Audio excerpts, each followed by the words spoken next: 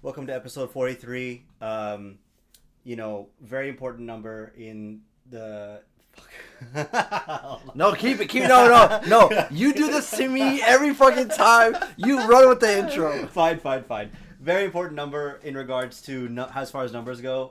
Reason being, Jackie Robinson, number 42, one of the greats. What does that mean? We're better than Jackie Robinson. Welcome to the Weird Bytes podcast. We have a fun show. And if it sounds different today, it's because we're in person. I'm under the water. Oh, please. Yeah. Actually, it is raining here right now, so we're close.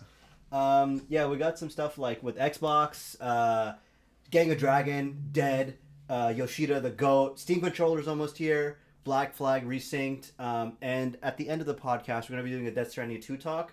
It'll be split into spoilers and not spoilers, and then if you're interested in just that, there'll be a YouTube video for that. So, let's go ahead and get right into it.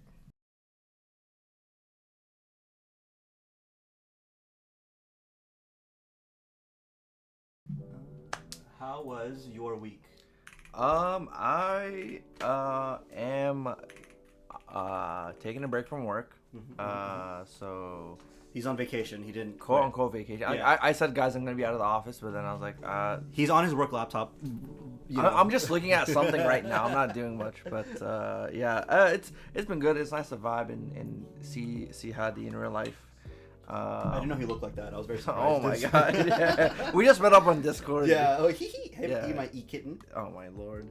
Yeah. So, but before this, oh my god, dude, it's actually crazy. A lot of people were needing to pack boxes. So one of our friends, her apartment got flooded because her upstairs neighbor's washing machine broke. Yeah. And I was like, damn, she has to get everything in boxes and move into another apartment, and that was a whole shebang. And then a good friend of ours at the same time was leaving from where we're at to another state, and I was like, damn. So like the whole week I was like, guys, I'm not gonna be really working, so I'm just be packing boxes. So that was kind of busy. Yeah, that was busy. And then in between that, we're just playing some Pragmata. Okay. I didn't get too far into it, but I'm really digging it. Oh man. Okay, I've been playing a lot of Pragmata. Okay, dude, I don't. Okay, I'll just touch it here because we both played it. Yeah. Where did you stop? So I finished like after the very big boss segment where it's like, I finished the New York segment basically. Okay. So that's like pretty early on. That's like 5 hours in the game. Yeah, I am. Let me see my hour count. Bro, he's like 12 hours. I'm calling it. Let's see. 21. Oh my lord! You got the numbers right. Just So I'm obviously further than Ahmed. I've been doing a lot of just like running around, exploring the environments and all this stuff, and really juicing the game out of like, okay, I need to find all the materials. Oh, I can't. I'm gonna come back to here later and all this stuff. And dude, this game, it's such a fun adrenaline rush in these encounters because it's very unique in that every room that you get into has unique set of enemies, has like or I don't want to say unique set of enemies, sometimes they repeat, but it's more so like the combination of enemies like really makes you like, oh, I have to dodge this certain way or like handle this in a certain different direction. It gets even crazier. Like I don't want to say what the stuff that they have, but it's really, really fun to just like be in these enemy like environments. Like this is tough, but like in a good way. Yeah, it feels like each of them are unique in the same way like a chess piece is unique. Yes, exactly. Where it's like, this guy is gonna move really quick and he's like has a samurai sword, but then this guy is like super slow and has like a huge stomp. Yeah. So then you have to think about like you're so focused on like the quick guy, but then the big old behemoth behind you just squishes you. It's funny you mentioned the samurai sword enemy because I know which enemy you're talking about. Oh, but there's literally a dude that has like a hat that looks like and he has like a whole sword. And it's like a quick draw. It's like okay, like it's fun. It's really good. Diana is not annoying, which is really nice. Yeah. Like it's not like Atreus levels of like, hey, what if you put this in there? What if you did this? Oh, interesting. Yeah, it's very much less than that. I felt the opposite. Really? Because there's times when you die and go back to the hub base, she's like, oh yeah, you definitely should shoot the red thing on the guy's face. Oh, okay. Oh yeah, but like it's I don't know. But the thing is like okay. Okay, I will say this. I think the game is more complex than just like your average shooter. Yeah. So I guess like they're trying to inform people about things. Yeah. It's not just like we're God of War. It's like, yeah, you really should throw your axe at the bell. And it's like, yeah, I know what I'm supposed to do. But this one, it's like you can get overwhelmed, and so I can see why they're like more likely to spoon feed you some of this stuff. Yeah. Well, like for her, so I've died a couple times. I don't like the death things are like, okay, that's quick. Like it's in the hub and that's it. Yeah.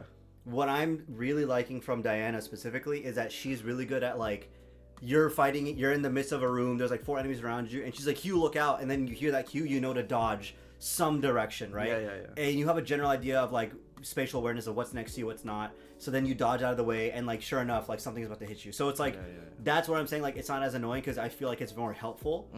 But that's what I would say. And then I would say also like the bonding between Hugh and Diana. It's like, okay, like this is cute. Like I get like where it's like kind of like going, you know. So really good game. Honestly, I'm really liking it.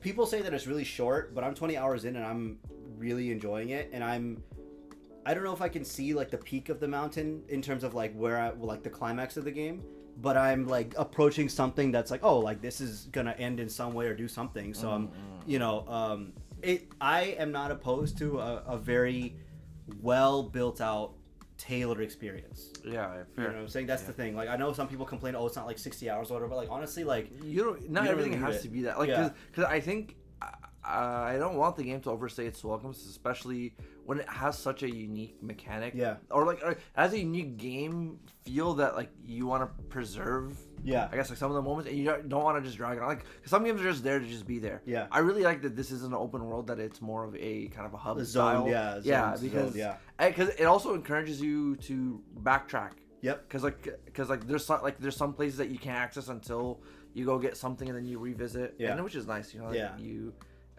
Like I would normally hate that, but it just gives you a sense that there's more to this. Yeah, and I would also say there's actually a good amount of content in terms of like there's like areas where you need a special key to get into, and those areas are actually pretty difficult. There's training missions, which funny enough, training missions I was surprised at I was surprised at how difficult they can get. Yeah. And they give you good rewards, and it's like, okay, like I'm actually like sitting there, like a lot of my playthrough has literally just been sitting in the training area mission, like redoing the simulations over and over again. And it's like, oh, this is tough, like actually. So they know their systems, they know what it's good at, they know what it's not good at, and they say, okay, pass these challenges in that area between where it's like, we know the system isn't really good at this, but we also know it's good enough to do this challenge. So like figure that out. So that's like the like balancing. Overall, like really good game. Like I'm liking it a lot, and I'm really excited to like see where it ends up. And then I'll probably do a second playthrough on the lunatic mode because you unlock it after you beat the first one.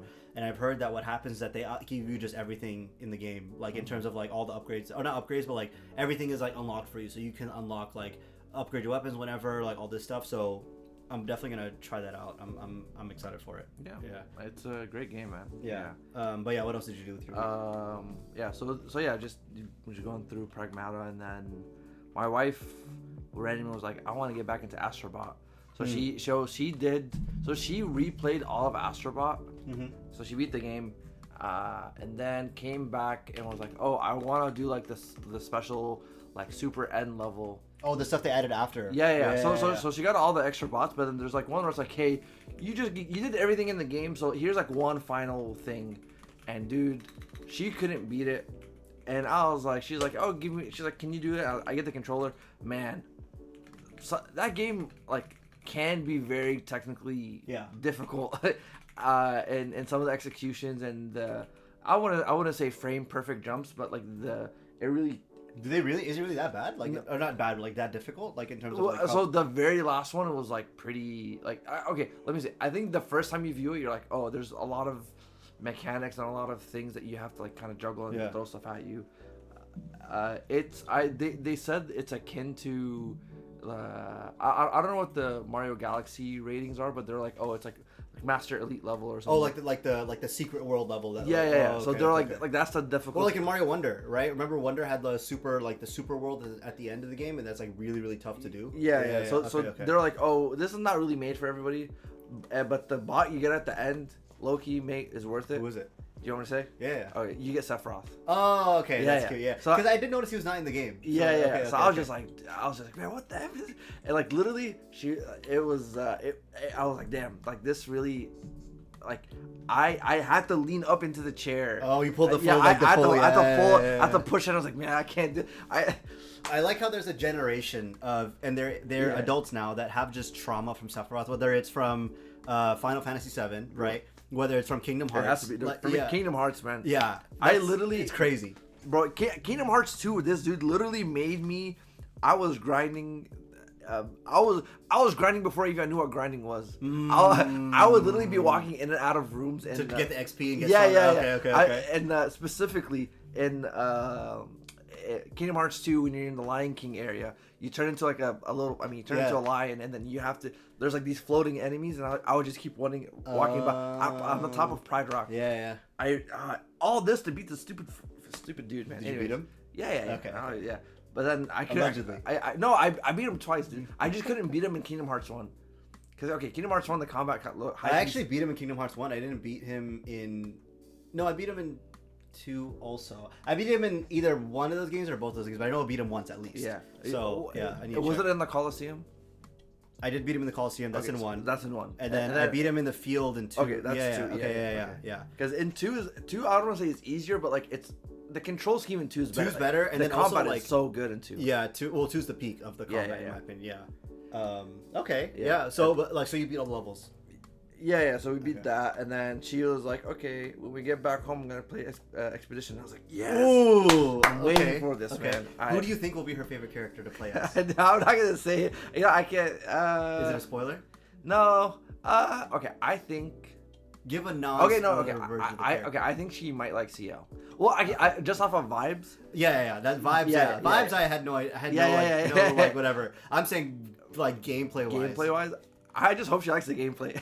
I think she would. I mean, what she like about did she like Final Fantasy? Or she hasn't played Final Fantasy, and she hasn't played. So my way of like her way of like trying to get into turn-based stuff, because she's like, I hate turn-based. Yeah. So I asked her a couple of questions. I was like, oh, do you like Guitar Hero? She's like, yeah, I really do. And I was like, okay. She likes time-based stuff. She might like Perry. Oh, The thing is, okay, but you can't put her on like hard. Easy. Because some of the parrying is like it's stupid, ridiculous. Yeah. Just put her in front of Simon. The very to see what you know. And then she was like, I don't really know turn-based. And then like I go a couple of weeks later pass by, and then I see her playing like the card game in Genshin Impact. I was like, what are you doing? Okay. She's like, I'm trying to get used to turn-based game. Okay. I respect the hustle. That's good. Okay. So we'll see how that goes. Okay. But then now, most of my time has been in Pokemon hunting. Okay. And I mean, more so. Yeah. For context, Ahmed is currently in Texas, visiting, whatever. And so I gave him a list of stores that are near me, stores that are near him. Like, dude, okay, he also knows he's lived here. He doesn't have to tell me.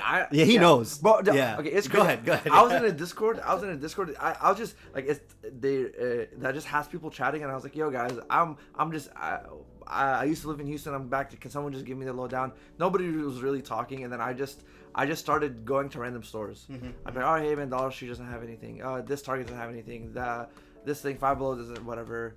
And then I was like, whatever. Then my wife was like, hey, let's go to this Target. And then we go in, and then there's a specific box where all the trading cards come in, and it has like a certain logo. It's like called like Rover Media or something. I don't know. It's like a little swoop. No, okay. So I walk in, I see that box, and I walk to the area, and then the guy was like, hey man, can I help you with something? And I laugh at him. I was like, man, like, you got Pokemon cards? He's like, they're at the front. And I was like, cool. And I was like, hey man, did you guys restock? And he was like, yeah, I just put some right now. And I'm like, I'm like power walking, like, yeah, woo. And then I'm walking in, man. And then I'm imagining. Okay, imagine this. I'm on the other side of the Target, right? I'm on the grocery side, right? The service desk is by the clothes, and so I just see. Did you go to Target only for the cards? You go for other stuff too? I mean, we're just walking around, because then like you just see what's in the area. Yeah. Actually, high-key, we were looking for this Astrobot figure. Oh, okay. Which is kind of anyway, sidebar. But yeah. So anyway, so I'm at the wrong entrance, and I'm walking, and I see 1,000 yards away. I'm like, I just start walking, and then like I don't, walking, quote unquote. Okay, I'm walking. I don't see anybody. I don't see anybody around the service desk. Yeah. But as I'm walking, 5 dudes just walk up, and I was like, no, this is it. I was like, no. And did they just like randomly show up to check, or like I guess they had it. So they knew that the restock I'll be was honest, coming? man.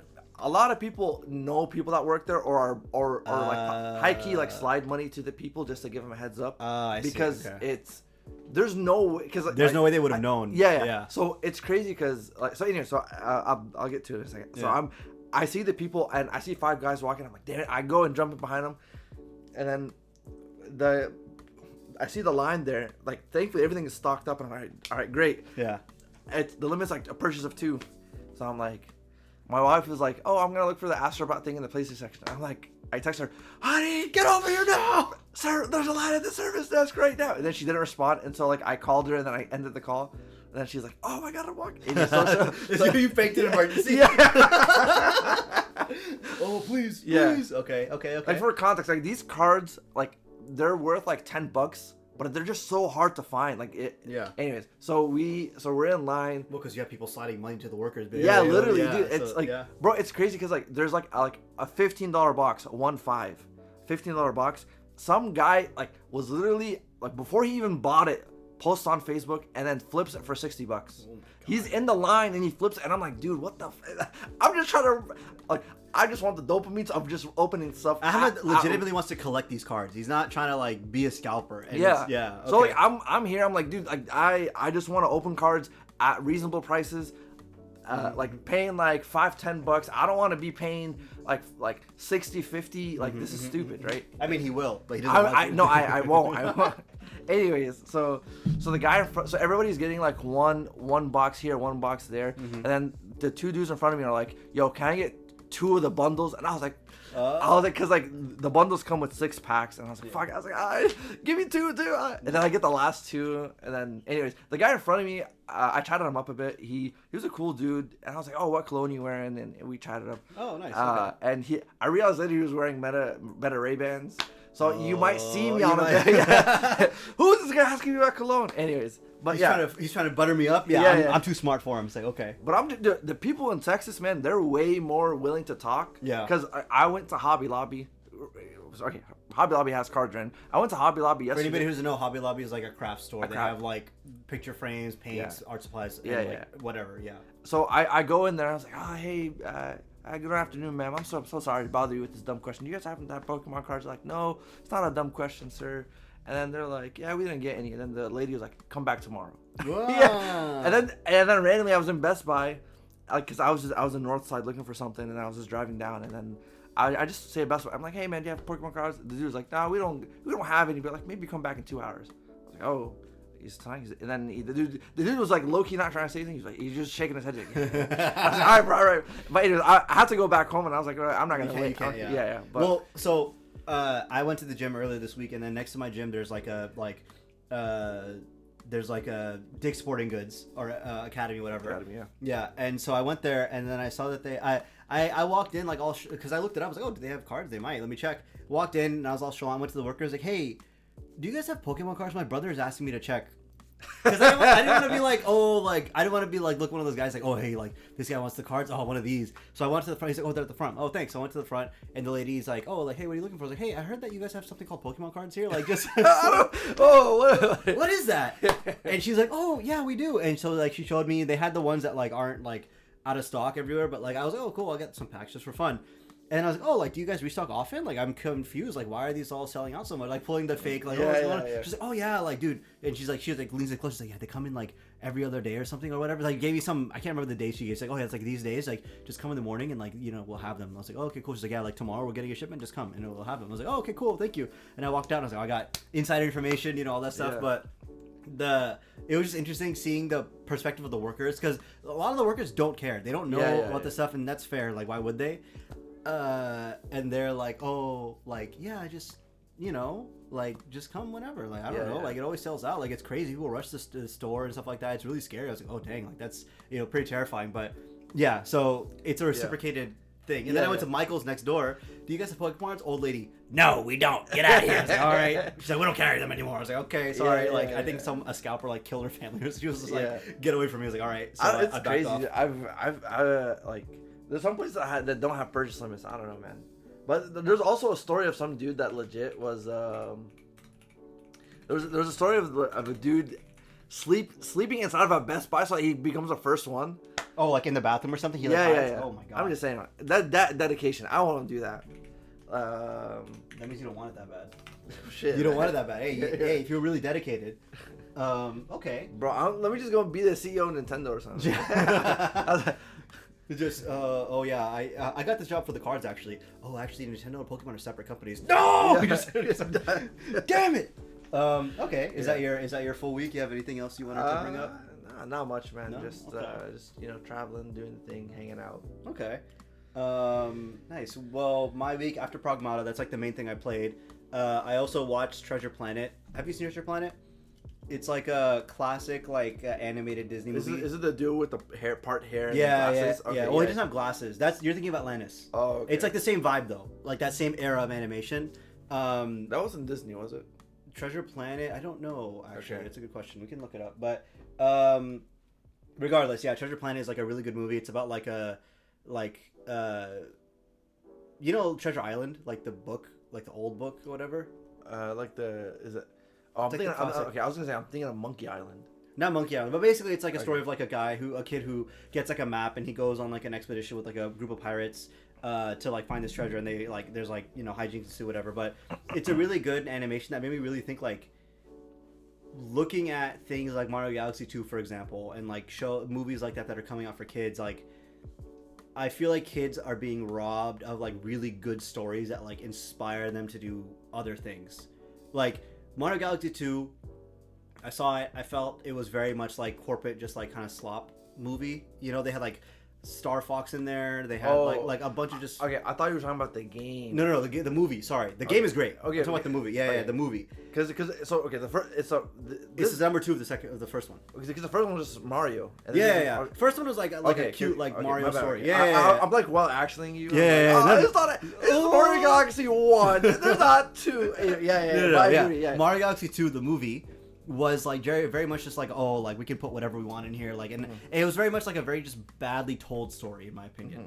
But then you have movies like Treasure Planet where it's like, oh, like these kids, like they really like at that time, like they got like good quality stories that like told, like this guy, the main character, his dad left him at like age like 10, and he grew up without a father. It's like that's such a crazy like thing to pull, but like it does really well. Like, hey, like you don't need, like, doesn't matter where you're like came from, like you have the theme of the main story is like you have greatness in you. You just have to like put effort and like seize it and like do all this stuff. It's like, okay, like that, I don't know, that was just something I wanted to bring up because it's like I watched that movie. It's like, oh, like damn, like I remember watching this movie and like that stuff hitting, and then you get stuff like Mario Galaxy 2, and people make the argument like, oh, it's a kids movie, they don't need, it's like whatever, but realistically I don't think that's the case. I think kids movies also deserve to be like nuanced and all this stuff. So yeah. Because you really need to make you need to make someone feel like a certain way, and not just like like a very black and white sort of situation. Yeah. Like you need to kind of add, because like I feel that even some of the like earlier movies, like okay, like for example, it's not really a spoiler. I mean, okay, it's a spoiler, but the movie's super old. Rugrats in Paris. Doesn't like Chucky die in Rugrats in Paris?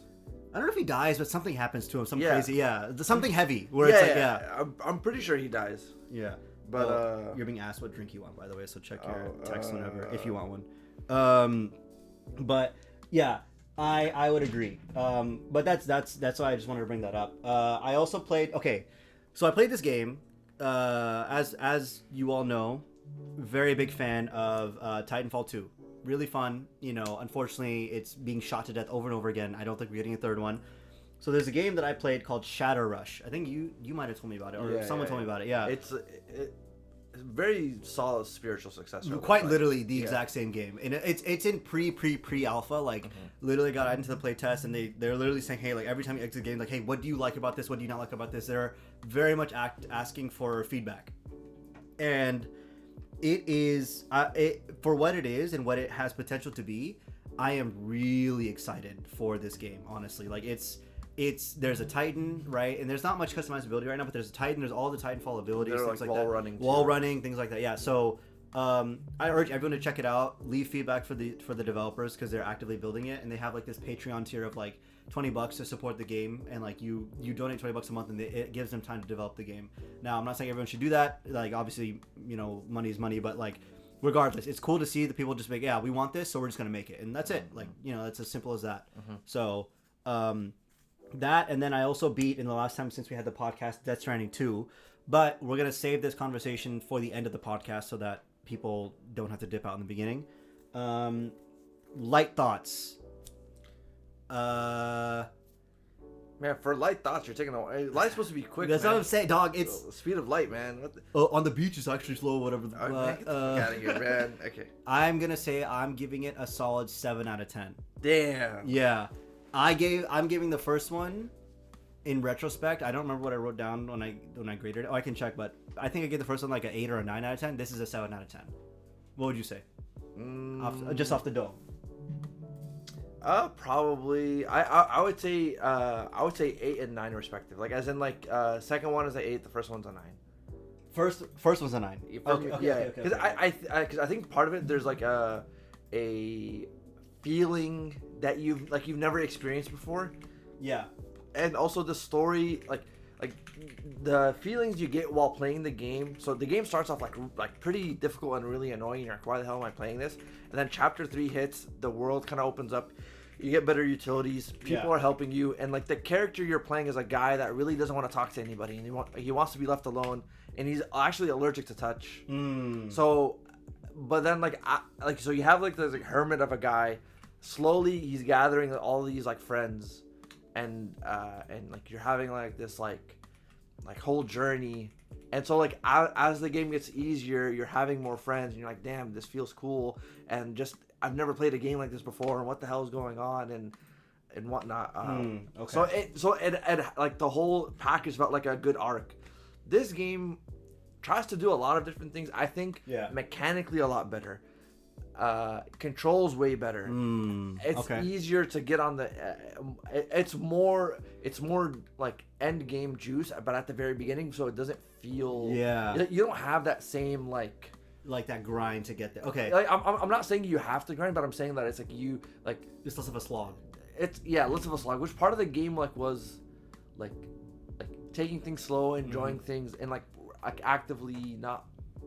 Just like you're playing a different experience, But okay, I can see that. I can see that point. Like the second game is more of a game.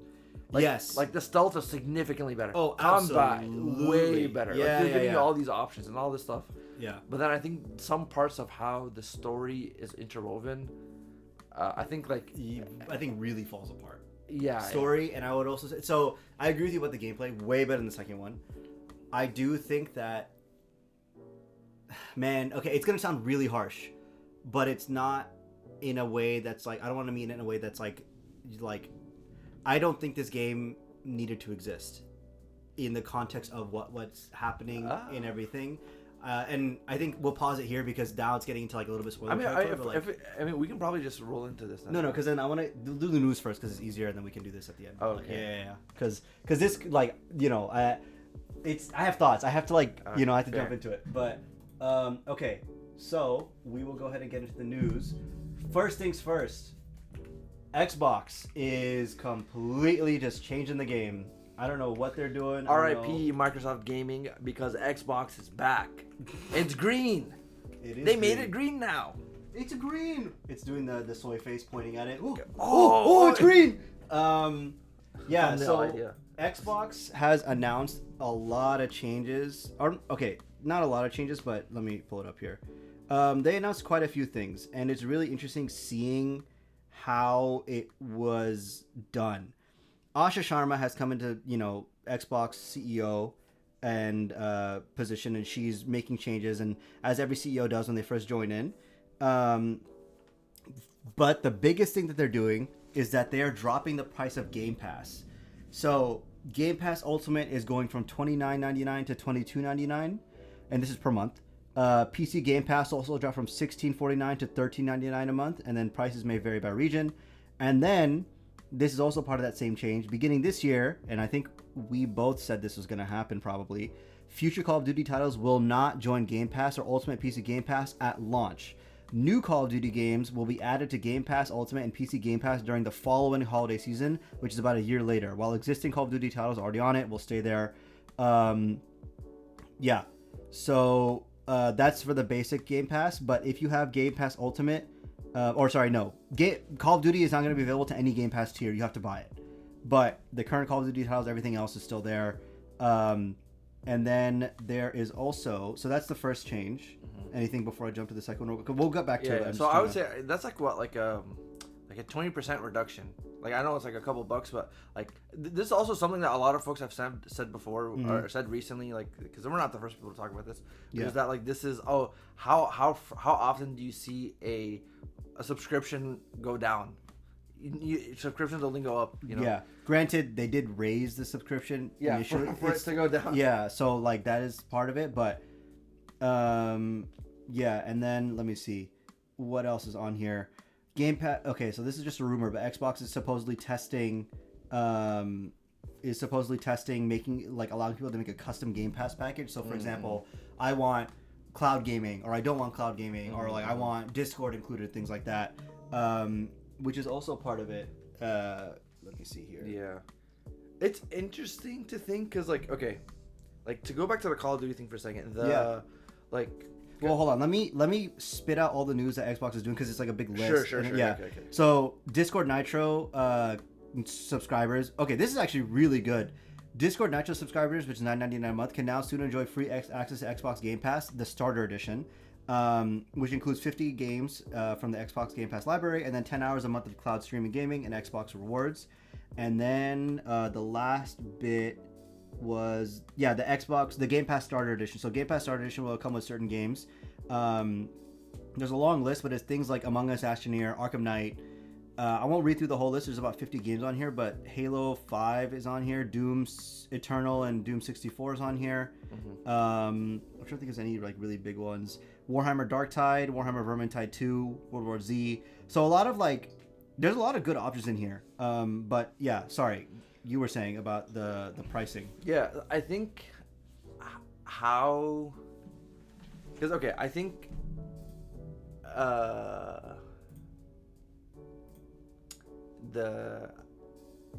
I'm trying to figure out what angle to break this down from.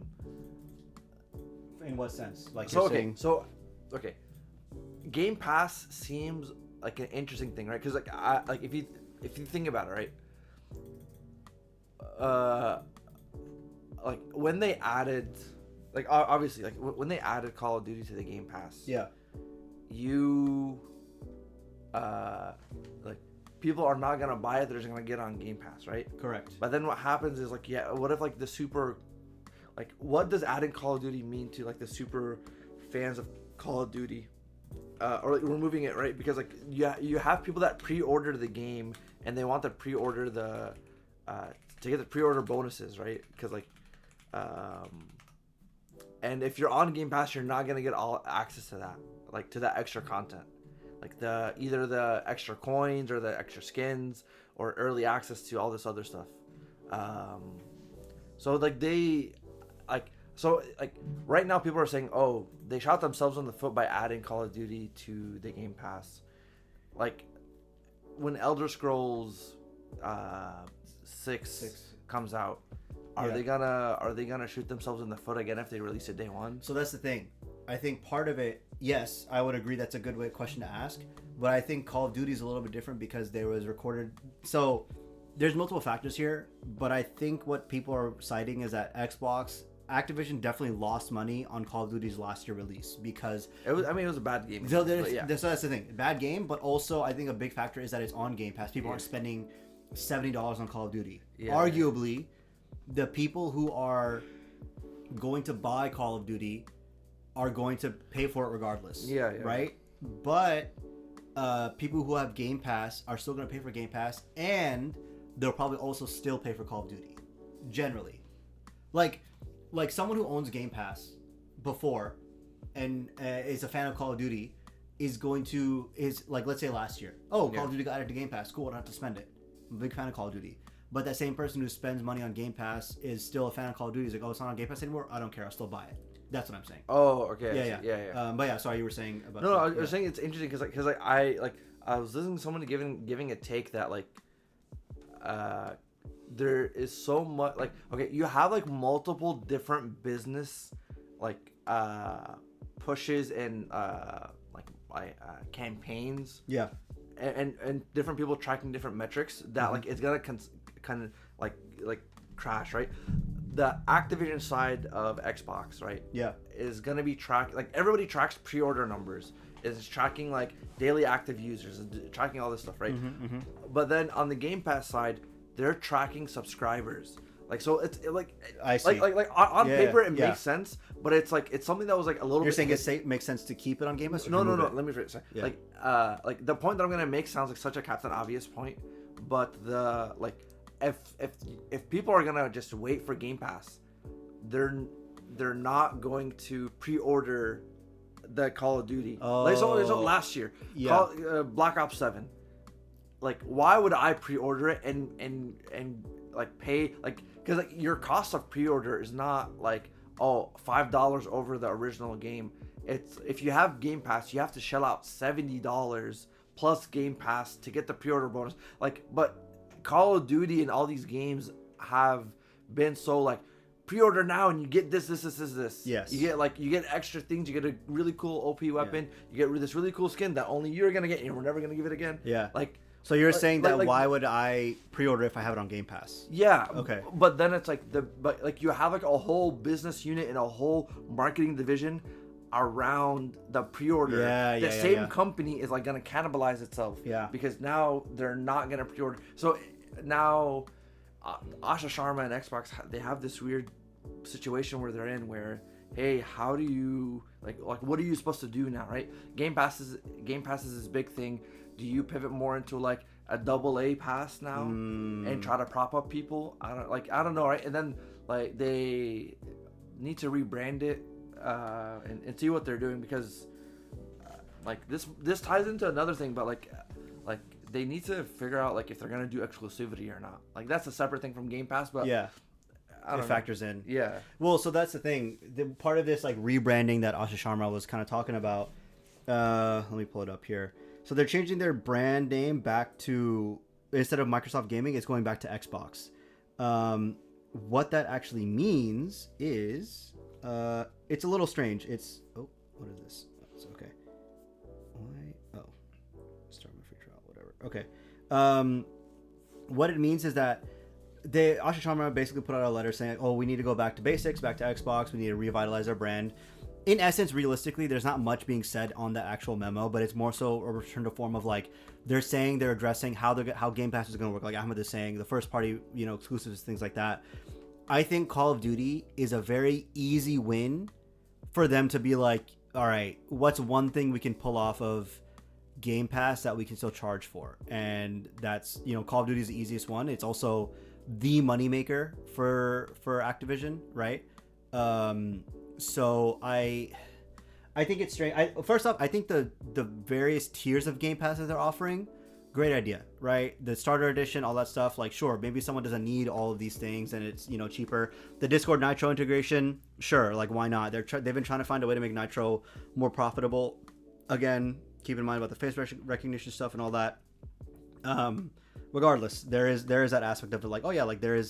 There is another avenue for Game Pass, and you get added benefits to it as well. So all these little things are pointing in the right direction for Xbox, in my opinion, and I think it's really good that the direction they're going in.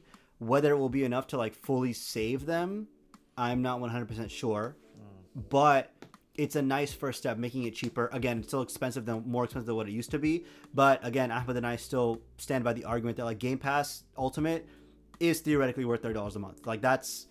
That is worth a Netflix subscription. Instead of HBO Max, for example, you have Game Pass. There's so much offered by that service. $30 a month is fair, but to raise it up to that after the fact is what hurts. So it's good they're bringing it down.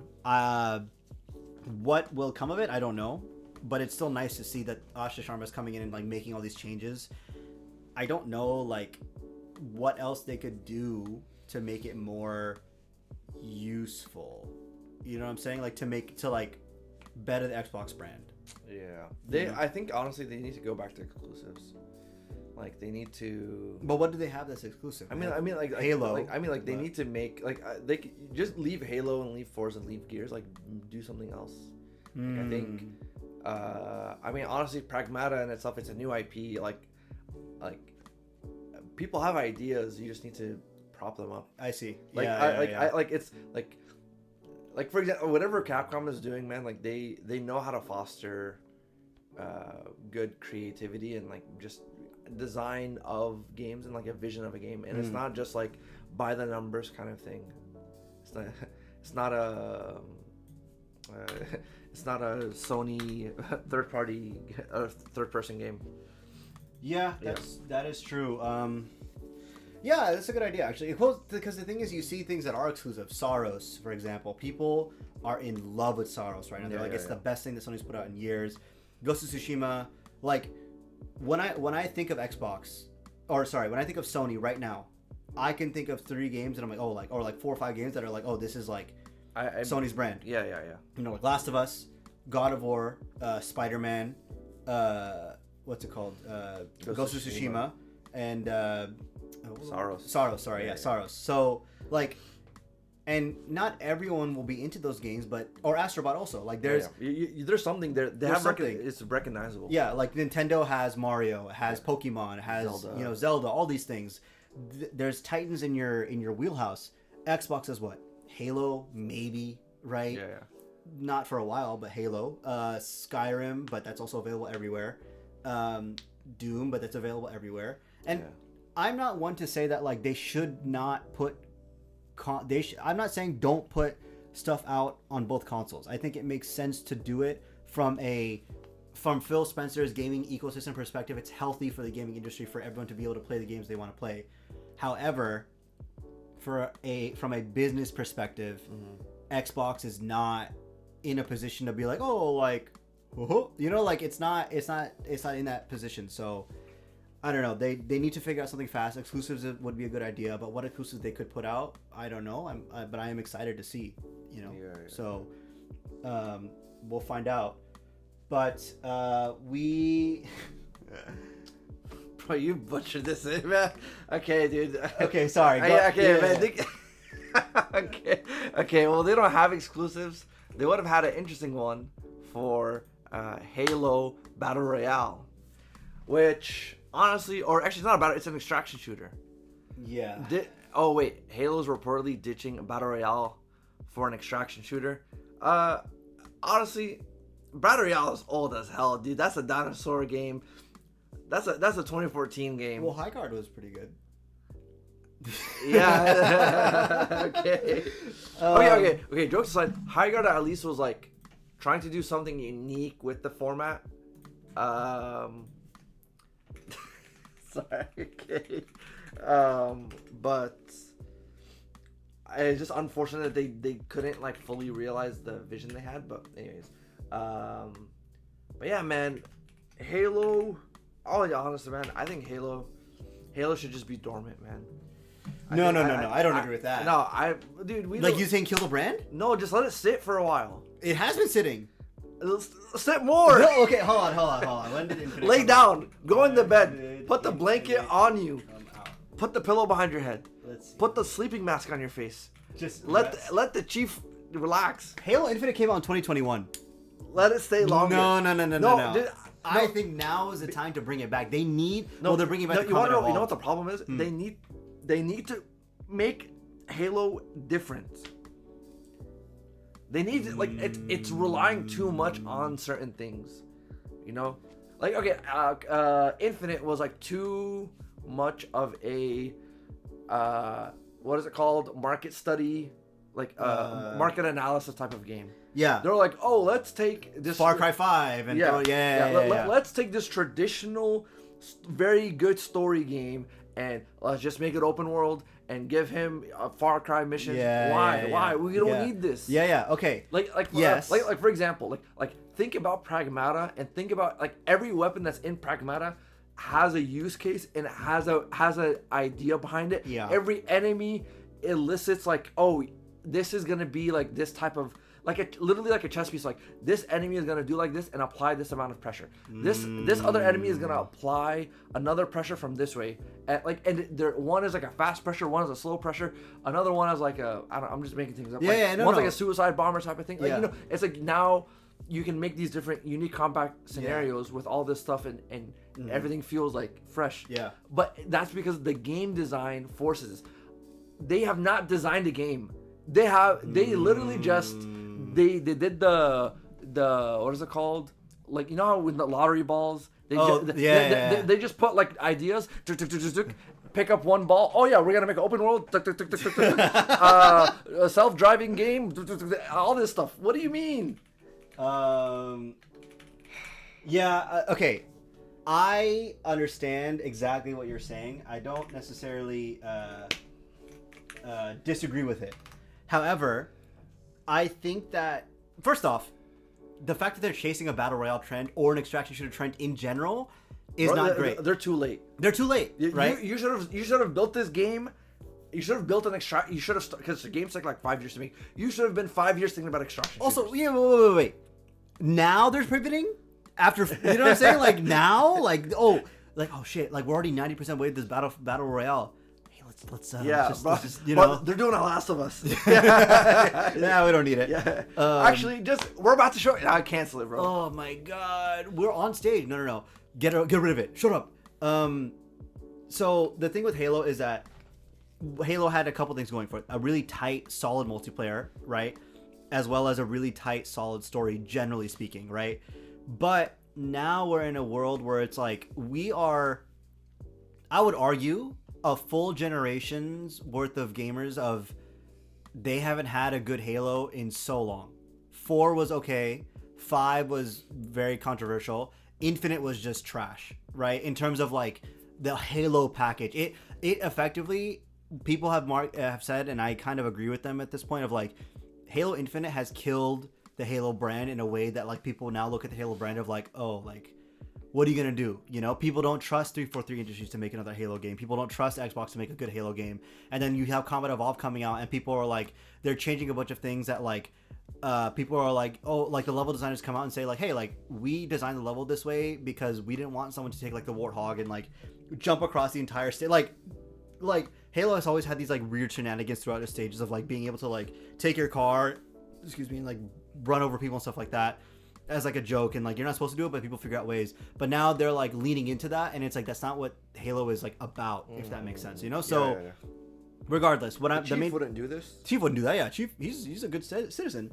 So Halo needs a lot to get back on his feet. I don't think extraction shooter is the move, because at least with battle royale, you can argue the casual gamer now in this day and age is, generally speaking, into battle royales. Case in point, Apex. Case in point, Warzone. Case in point, all these things. Battle royale is more of a synonymous like thing with a shooter to include versus extraction shooter. Extraction shooter is not something that is like massively popular, and I think that you can see like Arc Raiders is fun. Arc Raiders is interesting. It has a social element. It has a social element to it. Yeah, I don't know what Halo would do. Like when I think of Halo, I don't think of extraction shooter. I think of a nice, fun multiplayer experience. That's what I want to play Halo for. All of my hours in Infinite obviously are in the multiplayer. I played the campaign, but it sucked. But like when the multiplayer was fun, like it did it well. But there were glaring issues of like, okay, after a bit it gets old because they didn't have enough maps, they didn't have enough weapons, all these things. If they really focus on the multiplayer, I guarantee they'd be able to do a lot with it. Now, what does a Halo multiplayer look like in the world of microtransactions, all this stuff? We have to see. Halo Infinite did it horribly, where you have to pay for colors and all these things. Like, it was really stupid. So Halo needs a lot to fix the brand. I don't know. I can see what you're saying of like it needs to rest a little bit more, it needs to cook a little bit more. But yeah, I can see that logic. I can't argue it realistically. Like, you know, after everything. Because I feel like the kids don't want. I don't say kids, but like I feel like the modern taste does not want. Can't think of a slow shooter, like a long TTK, to have, right? I don't know. I don't know if they need to like flip it on its head and try to do something else, or just like let the brand like rest and then take the efforts and design a different game. Because I think if you were to make a faster TTK Halo, you're gonna kind of ruin what Halo is.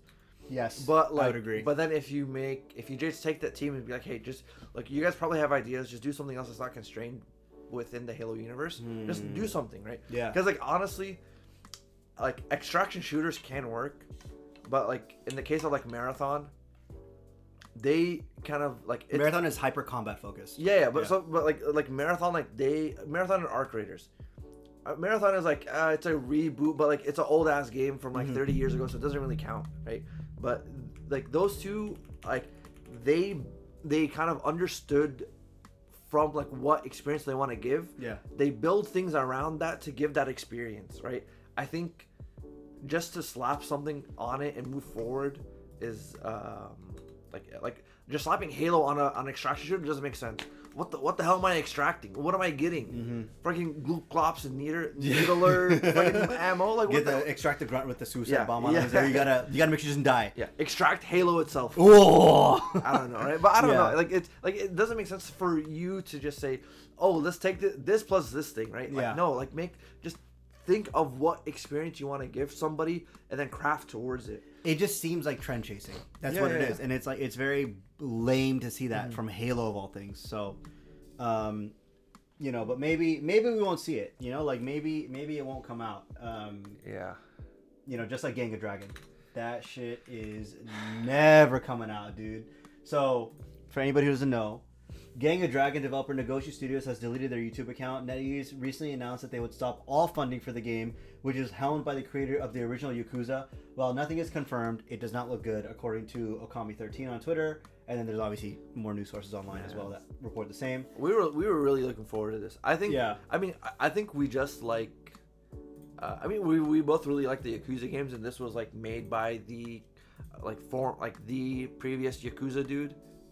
Designer and Negoshi, and the trailer looked way too good, looked way too realistic, and I was like, damn, I'm kind of hyped for this. And it has the big buff Korean dude from Eternals. I don't know his name, but he's straight up brawler looking dude that like you were like, this guy is a boxer.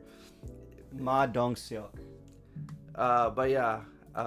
So anyways, so I mean, I understand that, I guess. I mean, like you're saying, you understand what because NetEase is NetEase, right? Yeah, they want a quick buck, sure. Whatever. I mean, to be fair, on NetEase's part, I'm not trying to defend the big corporation, but Negoshi asked for $40 more million to finish the game. So like, it's one of those things where I think he got into making the game, and he realized what game did he make before this, right? Yakuza. What is Yakuza notorious for? Just reusing the map. Reusing the same map, right? Yeah. So imagine he gets in here. All right, let's get this Kamurocho map in there. Let's just. He said, "Oh, I can't copy it." It's like, oh shit! Wait, what do you mean? It's just I can't just grab it right there. Yeah. No, dude, you gotta make that shit yourself. Dog, wait, hold on, wait.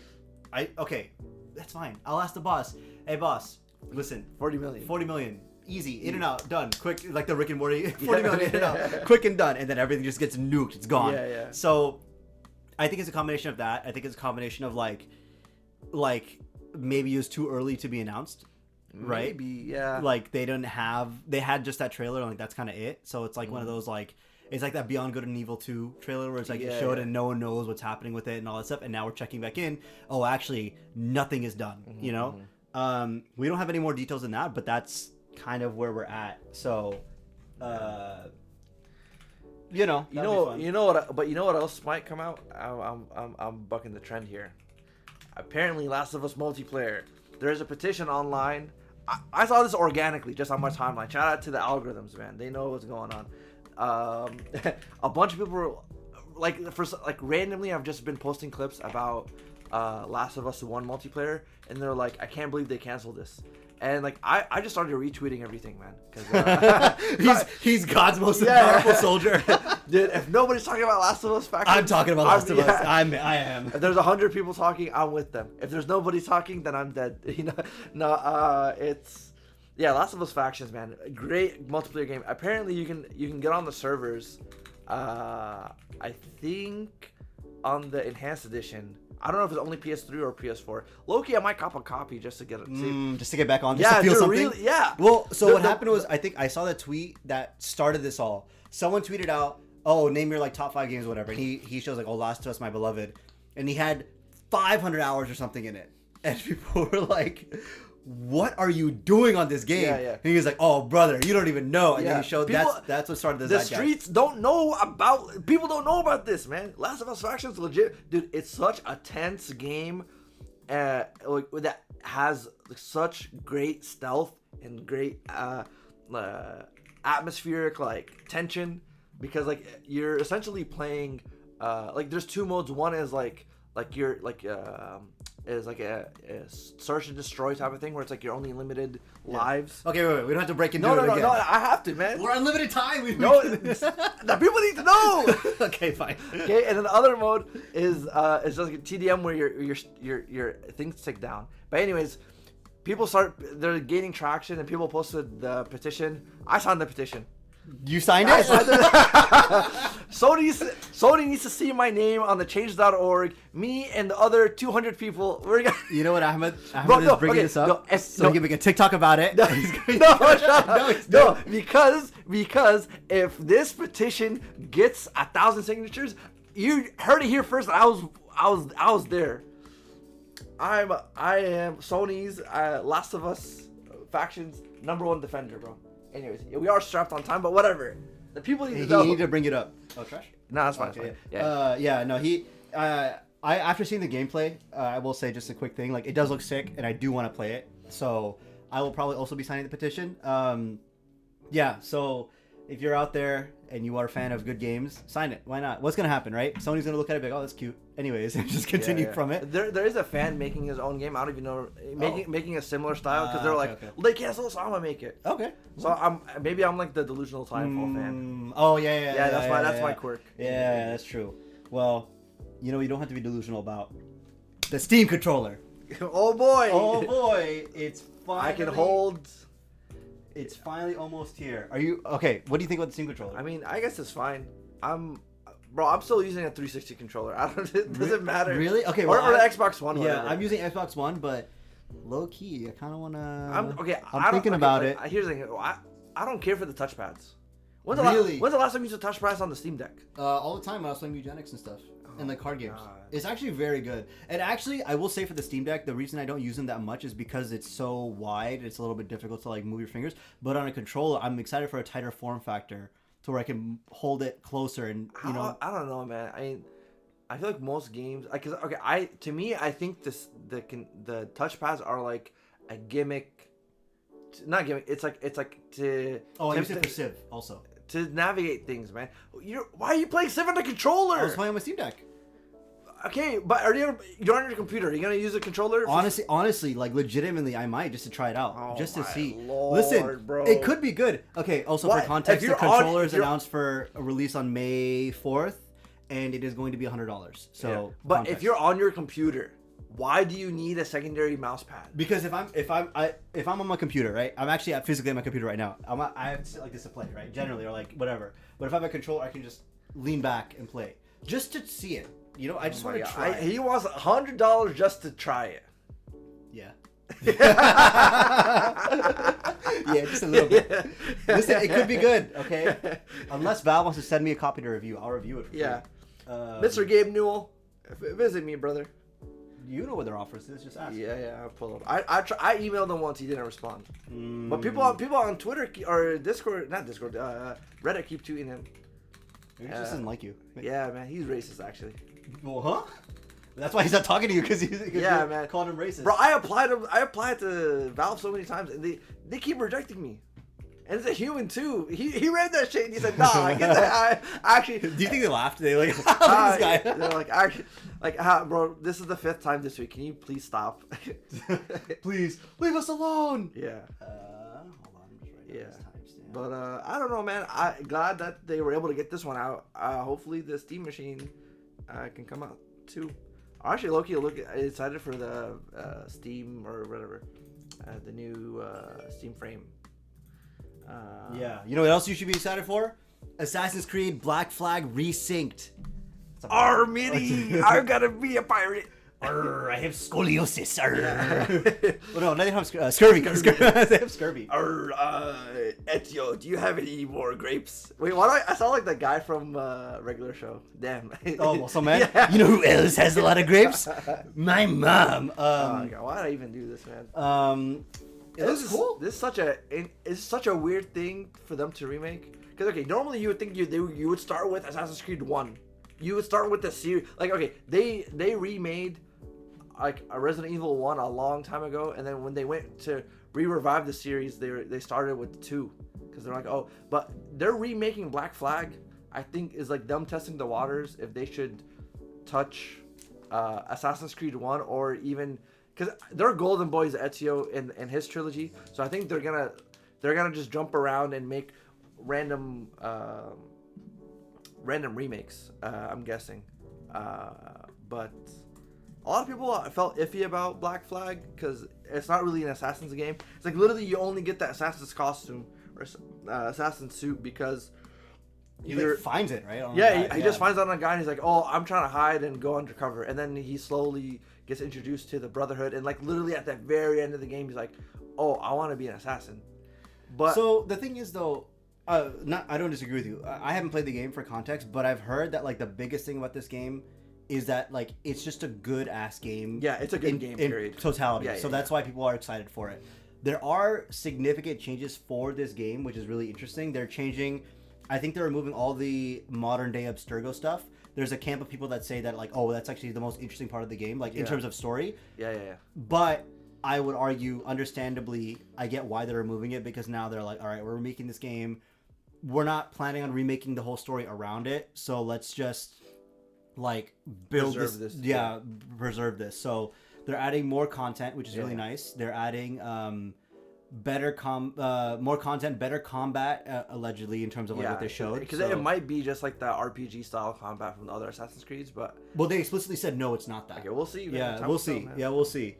It's more of people were citing that it looked like Arkham-esque, more snappy, more like parry heavy, things like that. So we'll see. I'm not opposed to it. I'm not a good. Again, I said this last podcast, but I don't mind a good stealth game, as long as it is a good stealth game. If it has medium stealth, then I don't want to deal with it. There's this one that's coming out. There's James Bond coming out in a couple weeks as well. So like I think we're in a good space of like, okay, you have options, but this specifically is something people have been asking for a long time. It's something that's been leaked constantly. Yeah, this is one of the worst secrets, honestly. Yeah, so they announced it. Guys, surprise! It wasn't out already? Yeah, what are you talking about? Man, it's on my Steam wish list. I'm actually playing it right now. I don't know what you're talking about. Yeah, it's like, all right, come on, Grandpa, you're playing the original. But I saw a rumor that apparently after this, if this goes well, they're gonna remake 1. Which honestly, I think 1 would need a remake, because it's dated really bad, and I want to see how if they can refresh some of the gameplay and add some quality of life to the first one, because that one leans heavy into the Assassin's Order and you have to chop off your ring finger because that's how the blade moves and stuff like that. So I don't know. But this one doesn't. This one doesn't have you doing all that stuff. No, right? This one is just like ever since AC2, they're like, oh, you don't have to cut off your finger. But yeah. But I know there is a couple games where you do have to cut off fingers, and I think Resident Evil is one of them. No, actually, I don't agree with that. Oh my God, I saw. God, you decapitate zombies. Oh my God, dude, I'm gonna flip the couch over, dude. I'm actively giving this dude a layup, and he swats it out the air. Oh my Lord. I don't know what you're talking about. But yeah, so so we're talking about the Resident Evil movie trailer that just dropped.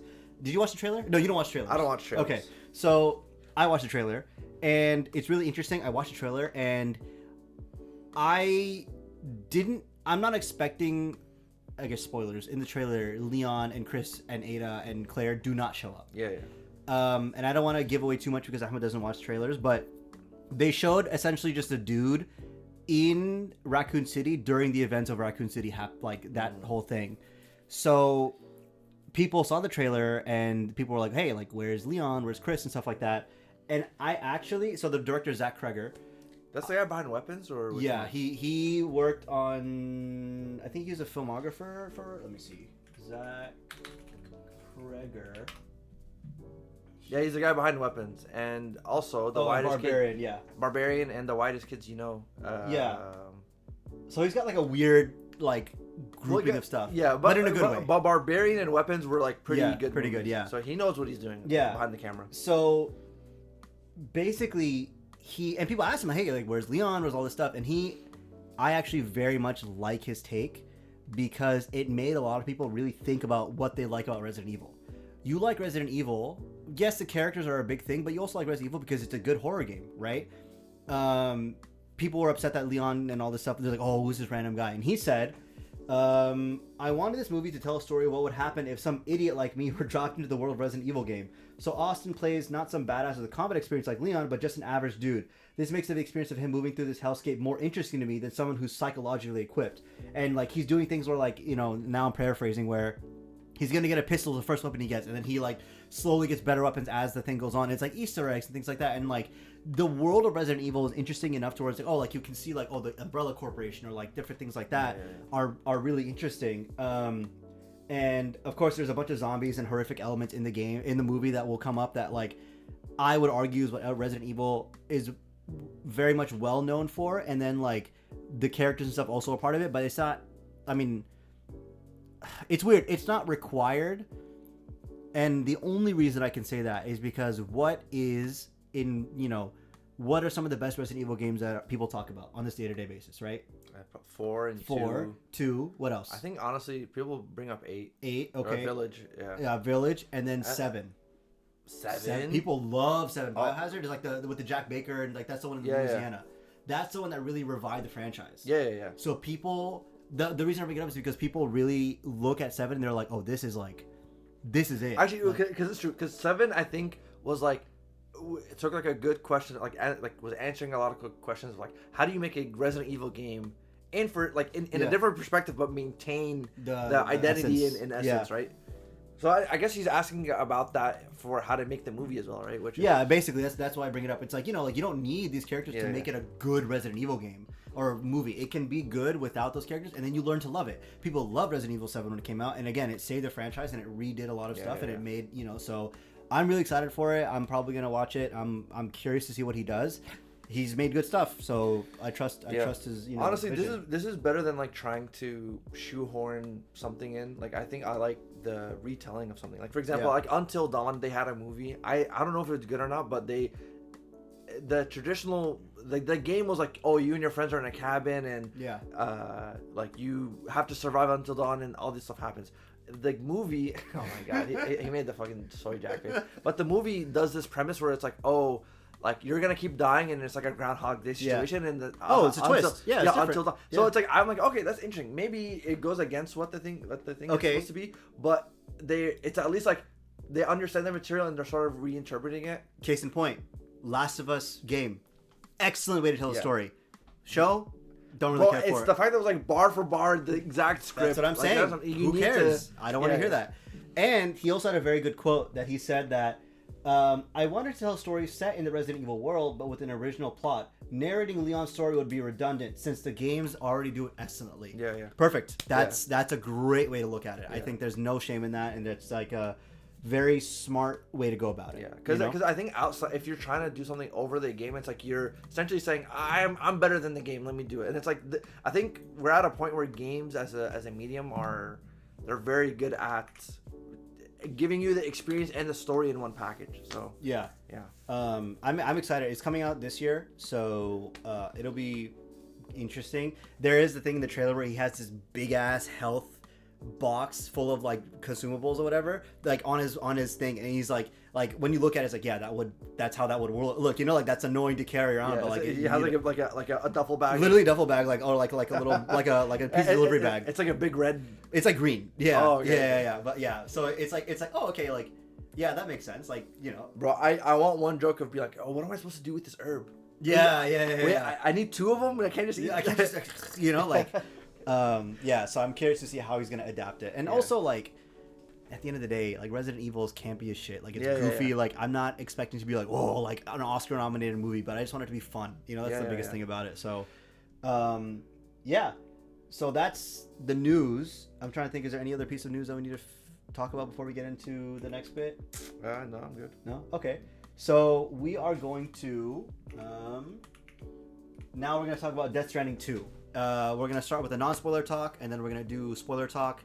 Shouldn't be more than 10-15 minutes or so, but regardless, thank you guys for listening. If you're dipping out here, if you want to hear this separately, you can check out our YouTube channel, and be sure to subscribe, all that stuff, rate us 5 stars, all that.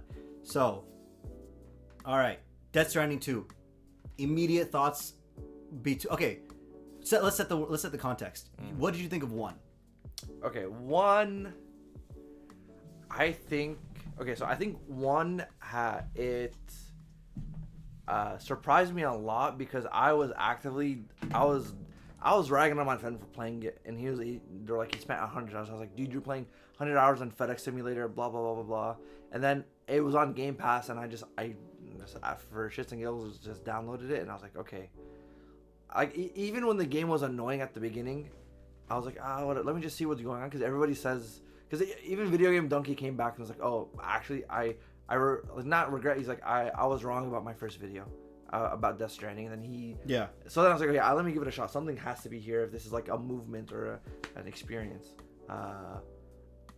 I think the fact that it won me over says a lot, and I think there's like an element of respect where I'm like, dang, I really like this, and it had to if I was at like -5 of interest, the game went did +5, brought me to 0, and then did +9 and then brought me up. You know what I'm saying? I was actively a hater of this game, and then if I were to numerically give this game a score, not like realistically, but this game would be like a 14 out of 10, because it pushed from the negative all the way up. And I think just that experience of in the wow factor, I was like, damn, it's different than something that's served on a plate that's good. Yeah. You're like, what the hell is it? The first time you eat some weird food, you're like, what the hell is this? I don't. If somebody doesn't like okra, but then you give them a banger okra dish, and then you're like, damn, I'm kind of a fan of this now. Anyways. Yeah. I'm hungry maybe, but. Me too, actually. But no, it's. Yeah, it was still clunky, but you can see that someone had a vision. There was a vision, and there was literally no other game like this at the time, and you're just like, wow. I played it at a tough point in my life, and I think just seeing just having that feeling of nothing cluttering your peripheral vision, and just walking on the vistas, and you're just listening to some banger music. Yeah, you're like, damn, fuck this. Halo should become a Strand-like game. Yeah, really, actually. Yeah.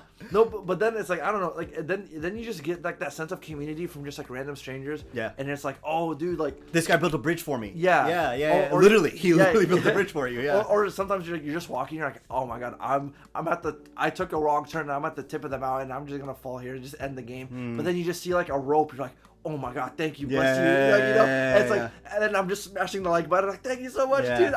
You saved so much time. And then now I'm like, I have to do this for somebody. Yeah. It's that feeling of I need to give back to the world. Yeah. It's a fucking video game. Yeah. No, but that's the point, right? Yeah. And the fact that it happened right after COVID is also a huge thing. Yeah. So I would agree with everything Ahmed's saying. I think that the game really opened my eyes, Death Stranding 1 specifically, really opened my eyes to what games could be in terms of storytelling and how experimental they can be weird. Yeah. Not everything is a success, but I think Death Stranding 1 was really successful in that it's Kojima's first game out of Konami, and he's really making something that's unique, his vision. And the best thing about Death Stranding 1 was the gameplay wasn't when you're doing Death Stranding 1 things delivering packs and stuff like that, super fun. Mm-hmm. It's also paired with a really good story in a sense, it's interesting, it's unique, it's well, this is really cool, how could this work? And it's just really it's a solid 9 out of 10 package, easily, right? Mm-hmm. Fast forward to now, Death Stranding 2 came up to PC, and we talked about it a little bit earlier, but Ahmed, you said that Death Stranding 2 was a solid what for you? You said it was 8 out of 10? It was an 8. 8? Yeah. Okay. I gave it a 7.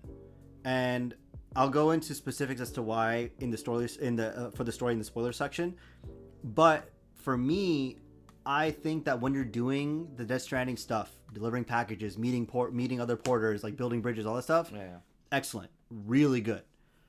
However, I think that the game really it's too easy.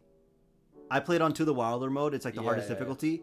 And I think that the game, first off, gives you the car and motorbike way too early. I 100% agree. Way too early. To a point where I was literally taking it, and maybe it's my fault. Maybe I shouldn't have done it. But like, you can literally just take it everywhere. Yeah, you can Skyrim horse the. Yeah, that's what I was doing the entire time. Just like going back up the mountain. And it's like, okay, like, and I don't know if that's not what you're supposed to do, but the game is built around the idea. It's like, oh, I can. And there is no like repercussion to it. Yeah. And there's no area where I felt like, oh, this is really threatening. Yeah. In Death Stranding 1, you get into a BT area, you're like, this is scary as hell. Yeah. And it's like the car might not be fast enough or it runs out of power. But like now you can get like a car with like double, triple power. Or exactly. And also like they give you like level 4 blood grenades or level 2, 3 blood grenades really up front. Yeah. They make all the weapons non-lethal, which I think was a bit of a mistake because it's too easy to just walk into a camp and pop everyone and be, oh, I don't have to worry about them. Yeah. And now there is an argument to be made. It is a better game. There's no question about it. The combat feels better. The sneaking around feels better. But it makes, because it's so good, it makes the experience of dealing with human enemies and BTs too easy. Yeah. So there's something apparently like there you could get a lethal weapon. Yeah, you can. And so like if you kill, so I think they like I agree with what you're saying like or what you were alluding to is like I think they should have made it so that like you can accidentally kill humans a lot more easier. And then now it's like a rush to like, oh, I have to go disintegrate the body. Yeah. Because like so there is a mechanic in the game that you can do that. Yeah. But the thing is, I never would have to do it because I didn't kill anybody. I didn't kill anybody my entire playthrough. Yeah. And I also, like, they give you so many options to non-lethally take out enemies. Like, they give you like 40 or so. Not 40, but like you got a lot. Yeah. You get a lot, and it's very much like a strange thing of like, okay, I am not expecting a grand formula change, but I think the updates to the formula to make it a better game have made the formula itself suffer. Yeah. So there was a quote a while back when some people were like, "Oh, the game is too fun. Let me make the game worse." So Kojima. So this was around Kojima. Oh, there was a quote. I remember this. And then people were like, "Oh, Kojima's he's just sniffing his own. He just wants to make a difficult game." But it's like, now that I think about it, he's right. So Kojima's had a lot of critiques against him, right? One thing, like, so Kojima's first set of games, like the MGS 1 through 4 and all the stuff in between, he'd be like, okay, guys, this is what happened. Here's a cutscene, and you're sitting. It's a movie fucking cutscene. Yep. Literally 60 minutes. The world's longest cutscene is him for 90 minutes. Yep. So then MGS 5 comes out, and he's like, I want to make this like really realistic looking game, or realistic feeling game that's like a documentary. How do you convey story? He's like, well, everybody keeps telling me I make too many cutscenes. So now MGS 5's story is all on cassette tapes. Yeah. So you have to. So he's like, you want the story? You go find it. So then with Death Stranding, he's like, oh, the game's too difficult. I made it easy. Yeah. Oh, you enjoy it. So there's something to be said about. But like, I think Death Stranding 1 struck the balance perfectly. Yeah, I agree. So funny enough, actually, just a quick pause before you say your next thing. When you mentioned the long cutscene, there's a thing at the end of the game. It's not a spoiler, anybody, don't worry. There's a character on your belt that you can talk to named Dollman. And when you're sitting in your room, you can talk to Dollman. And I talk to him every time whenever there's an exclamation mark. And literally before the final sequence of the game, like when you start doing endgame stuff, I talked to him and he said, hey, by the way, and I'm playing this game at like 1 a.m., right? Mm-hmm. Hey, by the way, are you ready for a really long cutscene? I feel like something's coming up. So I was like, all right, knowing this man, I'm going to pause it right here and play tomorrow. Yeah. Wake up the next day, play. It's like 5 minutes maybe. It's like, all right. But genuinely in my brain, I'm like, I'm so worried that's going to be like an hour. Yeah, but and you can't pause it or you can't pause it. Yeah. Sorry, go ahead. No. But like, it's just interesting that like Kojima like made a like functionally better game, or like the game suffers for it. So that's the thing. He like honestly, he is an artist of this thing, man. Like and I'm really excited to see what he does for like the OD and whatnot. If Microsoft doesn't cancel it, but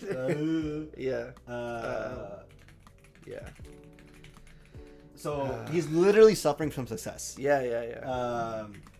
But hold on 1 second. But I don't know, man. It's yeah, the first one was a good. Second one, I think technically it is still a good game. Yeah, it's not a bad game. Yeah. But what's happening, and also by the way, any footage you're seeing is captured by me on my PC. It ran great. It was optimized well. Like there's no complaints on that regard. It was perfect. It looked fantastic. Gorgeous looking game. Music phenomenal. Like really good. I don't think the music kicks in enough. Yeah, you want to know why? It's kind of sad. So the artist that was like really big in the first game, he passed away. Loror. Oh really? Yeah. So Loror like was the vibe of Death Stranding, of the first game, and then like when he passed away, it's like damn, it's like I mean the music's still good, like Woodkid and Ludwig. I'm actually wearing the concert. I'm wearing the concert shirt right now. They did such a great job with the music, but like Loror just had a different vibe to him, man. Yeah. Okay. But yeah, I do agree. Like it doesn't have as many sequences where the camera views out. And and the music. I also think the cast of characters you get. Okay, so this is the non-spoiler story part of it. I think the cast of characters is great. I like Tomorrow. I like Rainy. All these characters are really fun. I don't know if all of them were necessary, but they were all fun to be around. You know. Yeah. I was actually really sad when you get the camera, you take pictures of everyone. Yeah, and I'm like, dude, let Sam in the photo. He's not in the. He's taking the photo, and that's it. It's like, dude, come on, man. That's so sad. He's in the background of one, but like, you know. Yeah. I wish they had more opportunities for that, but hey, we can get into it later. But Okay, so now we're gonna get into spoiler territory. So if you don't want to listen to spoilers, head off now. Yeah, and we're gonna do like I'll just say.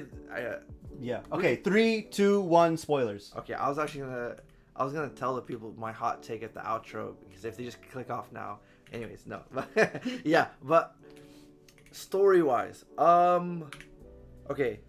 My suffering comes from the gameplay being too easy, so that takes a point off, and then the rest of it was all story. Yeah, it was good because you called out some stuff. Like really early on, he was like, "Oh, I bet this Charlie character is definitely gonna be this guy." Yeah. Well, we're spoiler church, so you can say it. Yeah. I was like, I think Charlie's gonna be Dead Man, and I think Tomorrow is gonna be Lou. Die Hard Man. Yeah. And I think Charlie's gonna be, or Lou's gonna be Tomorrow. Yeah. And sure enough, those two exact twists happen. Because and I'll be honest, I thought the same exact thing about Tomorrow. Yeah. Because when you first see her, she's sucking her thumb. Yes. And I'm like, what are you doing? Like, okay. Yeah. It's like okay, like that's pretty obvious. And she's like, oh, we lost my blonde-haired baby, and there just happens to be another blonde-haired kid. Oh, okay, like whatever. Yeah. Also, we know Kojima. Like we know this guy, so it's not like it's like a pretty clear like this is what he's going for. You know. But go ahead. It's okay. So for me, the way the story was, like, I thought the story was gonna go in a different direction. Like I thought, like before you meet Tomorrow, I was like, oh, you're gonna Lou dies, and then I was super brutal, by the way. I did not think they would kill off in the first minute. I was like, what the? Bro, Heike, dude. My wife was actually like legit in tears. I was like, damn. All right, but go ahead. So Tomorrow, Lou dies. And then, like a couple days later, you have or whenever you go back and you see the baby module. Yeah. And then you see like a phantom thing, and I'm like, oh, that's Lou from the other side. She's trying to talk to me. Yeah, so I thought that too. So my brain was like, okay, I gotta go talk. I gotta go do something, right? Yeah. So that's what I was thinking the whole time. And then everybody just gives you weird looks. And then Dollman is like, oh, that's empty. Like he says at the very beginning of the game, and I'm like, okay. Yeah. But then, like, as the game goes on, you're like, okay, whatever. And then you see Tomorrow. And but the thing like, is, I see what's going on. The thing is, it's empty. So then, why do I have to soothe the baby if it's crying? Yeah. Gameplay perspective wise, like, I know it's empty, but like, and there were times where I just didn't. Like, if I was in a fight, I'm like, I'm not dealing with this right now. Like, the thing is, like, you knew about it, but I think had he tried to conceal that a little better, it would have hit harder. But I agree. I think it was a little too on the nose. Yeah. And I don't think that Tomorrow's plot followed through really well. Like, I don't understand what her purpose was in the game. Like, I understand at the end, right? But throughout the game, what is she doing besides saving you from mechs? Like, realistically, you don't really get much time of her and Sam bonding. Yeah. You don't really get much of, like her and Rainy are bonding like crazy, you know? But, like, you don't really get, like, the payoff of, like, when they do first off, I think it was really funny that the big reveal at the end was that Lou is tomorrow. Like, it's like, yeah, I figured that out like literally like 30, 40 minutes ago when you're in the final sequence. Yeah. But like, it's like, I am your Lou. It's like, yeah, I know. Like, what is this a surprise?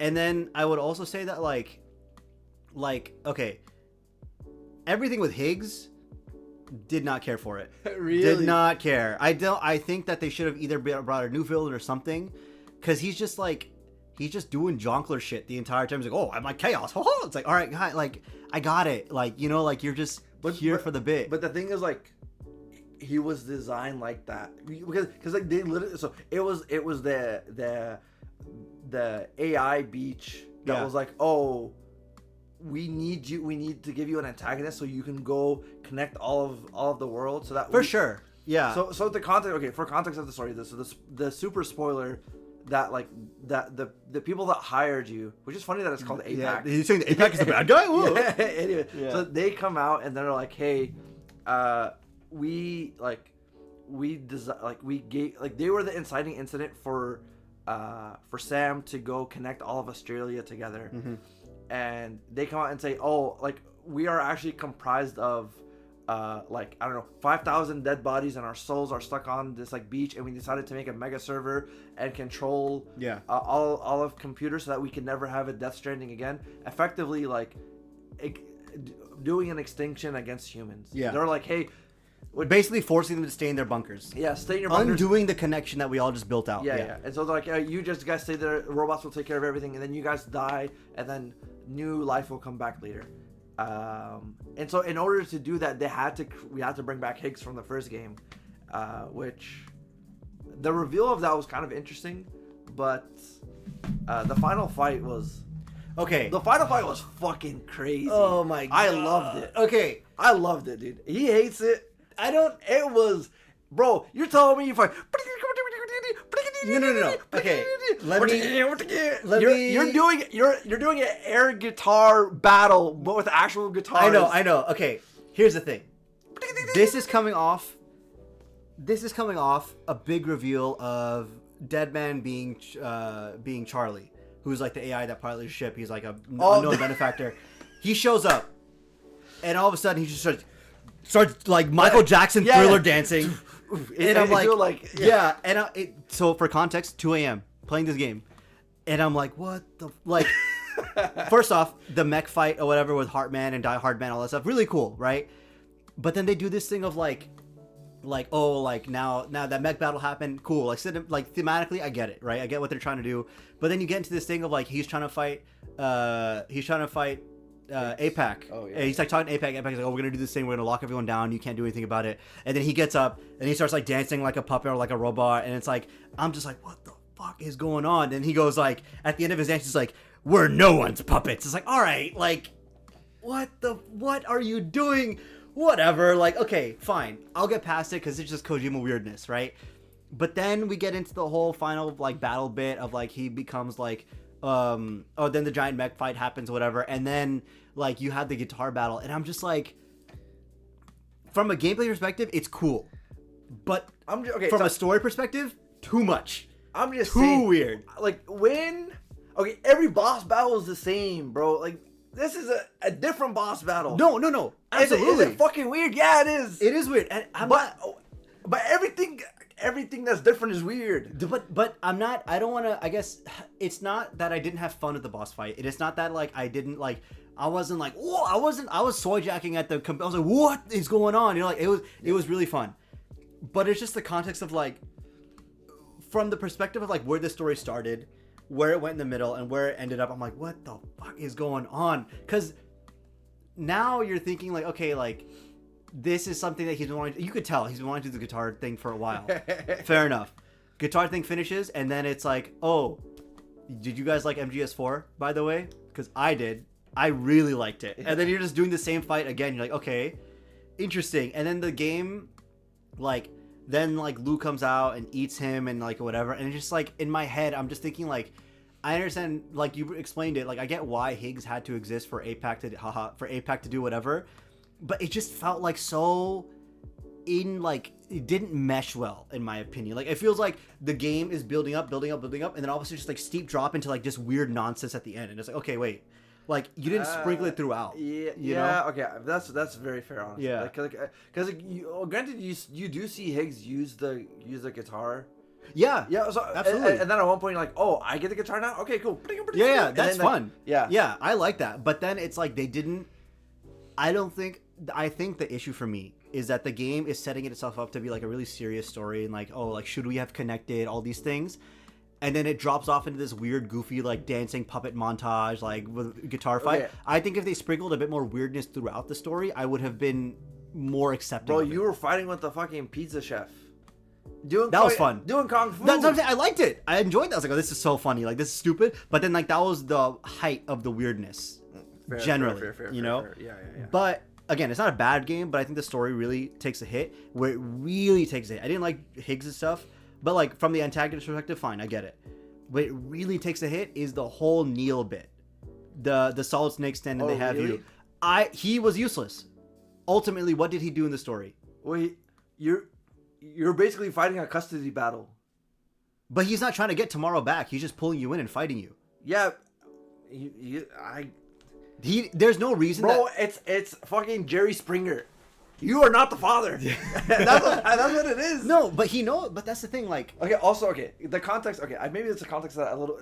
Kojima has said in the past, he's like, oh, my dad died really young, or when he was really young, so he's like, every game I make is about, like, fatherhood, to extent. Sure. But so I think that's like what that one element is. Sure. Okay, this is me being artsy fartsy. I'm gonna be real. No, but okay, I get it. Yeah. That not a bad take, but I think Neil's story. First off, the reveal coming at the very end, like you don't get any of Neil's story until like essentially the last 30 minutes, yeah. And it's like okay, whatever. But also like. You're comparing it directly to the Mads Mikkelsen bits in the first one, and the Mads Mikkelsen bits from a story perspective, super good. Yeah, it makes more sense. Thematically, and also like now it's like a weird thing of like okay, there's this mix of like, because at the end of the game you beat him and he just like dips out, he's like chilling, and there was the cool bit of like he's the one who caused the void out with Sam in the beginning of the first game. Like okay, that's cool, like arguably, but I think also on top of all this, now there's this extra layer of too much stuff. The first game, you think that the bridge baby you have, Lou, is the one that Mads Mikkelsen's character is after because you're getting these flashbacks and you're like, oh, like that's. But you find out, again, spoilers for Death Stranding 1, that's you. You're his kid and you're like a repatriate. That's like a whole deal. He's like, oh shit, like that's really cool. Now it's your child you're like Sam's child, who's the child of a repatriate, is now the person who Neil is protecting, but Neil's not actually the father. But there's too like I didn't need to know that Lou was Sam's kid. Really, I would have preferred the idea of him adopting Lou as like I like that idea better. Especially at the end of the first game when he's like, oh, I'm gonna hit so much harder. Oh, there's a YouTube comment. It's like at the very last mission of the first game. Yeah, is you like going to incinerate Lou. Yeah, and someone was like, "Oh no cargo, no enemies, still the heaviest mission." Yeah, I was like, that's because like you're on your way to like do this, and then Sam was like, "Oh, I'm not gonna incinerate Lou anymore. I'm actually gonna adopt her." Yeah, and then you're like, "Okay, fine." Yeah, so, he gets over his like asphastophobia, whatever, right? The fear of getting touched. Yeah, so it's like I don't know. It's just I think that. He tried to do too much. Yeah, I agree. Like that, and that's what I mean. But I say that when I say this game didn't have to exist, I don't think it expands the story, the world of Death Stranding in any meaningful way. Physically, yes, it does. You're in Australia. And there's a plate gate, whatever. And yes, Lou is now grown up and cool. Yeah. But genuinely speaking, I don't know if it was necessary to make this game, even though it is ultimately a better game gameplay wise. But when I look back at Death Stranding 1, I don't remember hating the gameplay. I remember having a good time and really liking the story. Good solid package, that's it. You know, if you want to do another story in the Death Stranding world, I would be cool with that. There's actually an anime that the mosquito one or whatever. Yeah. So that idea is cool. Yeah. But like it just depends. So it's like I will say also towards the end there is a lot of hand waving, like the stuff with Fragile. Where like at the very end she's like, oh, actually I've been dead this whole time. Bah. And it's like, wait, what the fuck? Yeah. Like that was like, what the hell? This doesn't make any sense. Like I can understand the Lou stuff, but this was it was interesting. So I don't know. Man. I mean, honestly though, I mean, like, he had a vision, right? I respect it. I think because like any other game, it's like would have been a by the numbers thing. I think ultimately, I think this is gonna summarize how I feel about a lot of things, right? Yeah. This is how I feel about AI. This is how I feel about mass media consumption and mass media generation. Is that a lot of stuff isn't made with intention. Kojima made the first one and the second one with a lot of intention, and you can tell this is a Kojima game, right? One of the reasons why I love Pragmata is that there's an intention and there's a design behind this. Had this been any other game, like for Pragmata was made by Guerrilla Games or another studio. It would have been an open world game. You would have had crafting. You would have had this. You would have had that. But Capcom, like I know we're talking about whatever, but Capcom and Kojima, they looked at their games respectively and they said, how can you push the game forward and add mechanics and some design to give the experience that you want to give. Like for example, Kojima, like the team Kojima Production were like, Kojima, do you really want to make Death Stranding 1? This is stupid. And they're like, what do we do with the likes? Are the likes going to be like currency that you can buy and upgrade things? He's like, no, likes are just... That's what it is. It's just, people just like the stuff that you're doing. And he was just like, he's like, I really want people to think that like you're helping somebody. But then like you're not incentivized... You're doing it just because because you want to, like, you had a hard time, you want to make it easier for somebody. Yeah. Like, and he's like, I just want to do that and have people experience that. Like, you don't really get that sense of like, I want to put a feeling in somebody. Yeah. From games. Now it's just like, money go up. Yeah, metrics say that we need this feature, we need that. Metrics say that you really need to have like a really funny sidekick. But like, not every game. Like imagine Last of Us with a witty sidekick. Yeah, that's true. I mean, like, Loki. Last of Us or God of War. The guy's still witty, but fuck, man. Sony. Uh-oh. God damn. Sony's Ghost of Tsushima. Yeah, Ghost of Tsushima with the witty sidekick. Yeah. It's like, all right. Yeah. No, I would agree. I don't. When I say I don't think the game should have existed, I don't mean it in a way like the game sucks, get rid of it. I mean it more so like I understand what he's going through or going for. I think if he had maybe taken more time in the oven with the game, maybe explore a different area, it would have been better. Regardless, it is a better game gameplay wise. Story wise, I think it takes a hit. Would I recommend it to someone who plays the first one? I would say so. Like, I think it does some interesting things, but I don't know. I think prepare for weirdness is my thing. I also looked up the cutscene of the coffin. Shit's weird. Bro, Kojima's retweeting a lot of weird stuff, right? Yeah, I don't know. But that's the podcast. Nothing else from us. Anything, or rather, that's the episode of this and the end of the podcast. Hot take. This is for the outro. Yeah. Toto toilets fucking suck. Toto toilets suck? I have had to disassemble my own toilet because it's one fucking unibody piece of porcelain and I couldn't reach behind. My friend whose apartment got flooded, I was helping install a bidet, and the way the toilet seats are set up, you don't have a normal nut and bolt thing. Imagine the nuts and bolts are like a plunger, and if the plunger falls through it, you lose it and you have to disassemble the whole toilet. I fucking hate just make a normal ass fucking toilet. Big toilet's gonna come and kill you now. Yeah, man. They're gonna drown you in one I'm gonna take a shit on them. I mean that's what you're supposed to do with toilets, right? It's like, doesn't seem like you get that much. Oh, that was my wallet. Oh, okay. Well, that's our podcast. Thank you guys for listening. Sorry, Toto Toilets, for we're never gonna get a brand sponsorship from them now. Toto Wolf, you're pretty cool. Yeah. I hope you're not behind the toilets. I made the toilets. Well, actually, no, Mercedes is doing well. But all right. Well, thank you guys for listening. Say bye. Okay, bye, dude. He's hovering on the stop recording.